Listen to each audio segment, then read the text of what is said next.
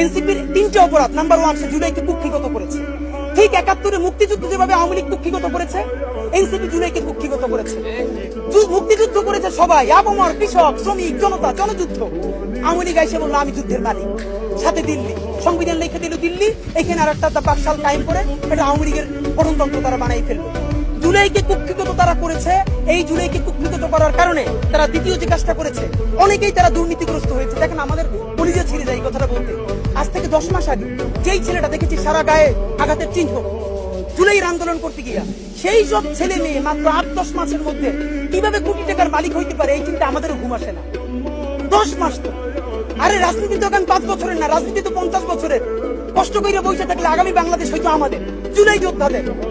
এখন তারা যে দুর্নীতি করলো, তারা তো এই সরকার পড়ে যাওয়ার সাথে সাথে কেউ যাবে দুবাই, যারা ফ্ল্যাট কিনছে, হাউজিং এ প্রজেক্ট করছে, ওখানে ব্যবসা কিনছে, কেউ যাবে বিদেশ, যারা মাস্টারমাইন্ড হয়েছে। এই লক্ষ লক্ষ জুলাই জনতা কোথায় যাবে? আমাদেরকে যে তোমরা এই জাহান্নামের মধ্যে ফেলাই দেবা, এর দায় কিন্তু ইতিহাসের কাছে দিতে হবে, আল্লাহর কাছে দিতে হবে।